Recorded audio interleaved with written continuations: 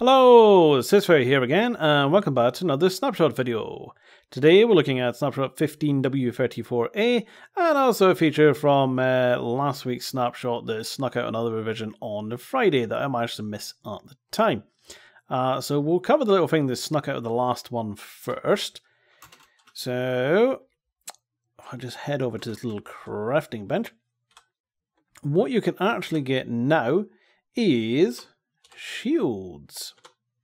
So if I just do that, boop, block, block, block. You can now block with a shield. Well, you move very slowly, and it pretty much absorbs all damage until it wears away and breaks. You also can't swing your weapon at the same time as blocking. Like that. Oop. If you fancy yourself a shield, and you want to make one, what you're going to need is, if I can press the right button, some wool, some wood, and iron ingots. So if you go ahead and plunk some wool there, some wood there. You may notice I've got some of this stuff in my inventory already. That's pretty much because something went a bit bizarre with the recording. You can do that and make yourself a shield, and it will take on the colour of whatever wool you have on the front, like that. You can also go ahead and combine shields with banners, but the base colour has to be the same. So if you take this magenta one, stick a yellow banner in, nothing happens. However, if I go ahead and get myself a yellow one, which is there, then we put that in, and a yellow base banner, we now get a yellow shield with a pattern on it like that, and we're going to keep the banner. Now, there have also been some changes with combat. You may notice that my sword slowly rises out of the deep. That's not a bug, that's a new feature. And what it actually is an attack meter, which you can't see at the moment. But if you go into your options, video settings, attack indicator, we set it to hotbar, like so. If I swing it, whoop, you see that sword thing in the bottom right corner. And if I spam, it hardly fills up. So you're meant to sort of wait till it fills up. There's also one that puts it on your crosshair.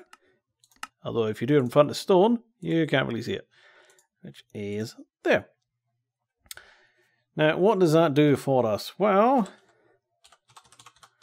it's some of the first sort of changes to do with the combat. So let's get ourselves a zombie. Like that. And just like spam. Well, should have spammed a bit quicker actually. Let's try that again. So we'll spam, spam, spam, spam, spam, spam, spam, spam, spam, spam, spam.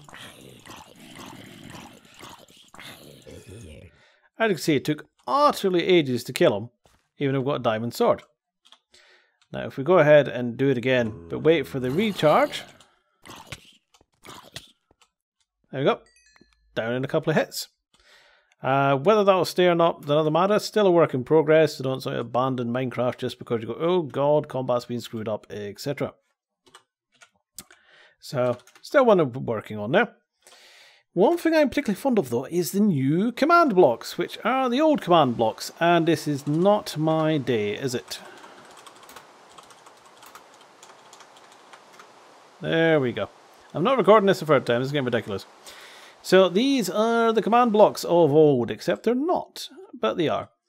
These command blocks are the old ones, but with a different pattern. So you'll notice on the sides here, it's got a little upwards arrow. On this face, it's got a little round one. And if I go ahead and plonk one like that, go around that side, that's our old style command block. And if you look closely at them, beep, boop, boop, boop, beep, doop, doop, doop, doop, doop, doop, they're animated as well. And they will place, whoops, just like pistons do. So the face is always facing you, like that. Now don't worry, all your previous command block contraptions work exactly the same as before, so you can totally ignore all these faces if it looks like this. This is here because I would try to see if the 63 block limit problem still exists, and with these it does, which is a bit of a shame. But it doesn't seem to with the new ones, as I will show you in a moment. Inside here, we've got a little button down here now, and that says Impulse. One of these old style blocks is Impulse. You also have Chain and Repeat, which you can switch it to. So we'll leave an Impulse. over here I have a couple of the new ones. So I'm just going to alter this to an impulse. I'll put, say, a 1 in there. And if I flick the lever, I've got 1, 2, 8, 3, 4, 5. But there's nothing in there. Nothing in there. Not there. Not there. 8's up here somewhere. I know it is. I've lost it. There we go. Say 8. And there's a few of them throughout this strange little chain where they're all pointing into each other, working their way all the way around, right down to our final one here where it says, say, 5. So when I flick that, and it points up into the chain, this entire chain triggers all at once. Now, as long as they're powered, they will trigger whatever command's inside them. So that one it says, say, 8. There we go. If I take away the power from it, you'll notice the 8 is now gone. Put the power back, and it's back again. Now, it is a bit ugly having all these power sources next to them, so you can actually edit the block data using in-game commands. Don't have to go MC edit or anything. And you can set the powered state to be true, which is a bit like, let's try that again. If you see powered false, powered true, it's a bit like that, but for command blocks. And you can set it to be permanently like that, as long as you don't sort of place or remove any blocks next to it, otherwise it will reset its state. So that way you can have trails of command blocks that are literally just the one. Now, you saw the other type there, so chain, that one, which you can't trigger directly. And repeat, this nice sort of purpley bluey one. And if I do that, that happens. And if I try and type something, boop, boop, you can barely see it go by there. As this is now a clock block. And I'm not saying that again. And what it does is it triggers 20 times a second and will output as well in the direction it's going and trigger entire chains as well, triggering all these little commands running along there. There doesn't seem to be a way of splitting into 2 paths at once, I don't think, which would be interesting. But very useful little things. So your clocks are now infinitely smaller.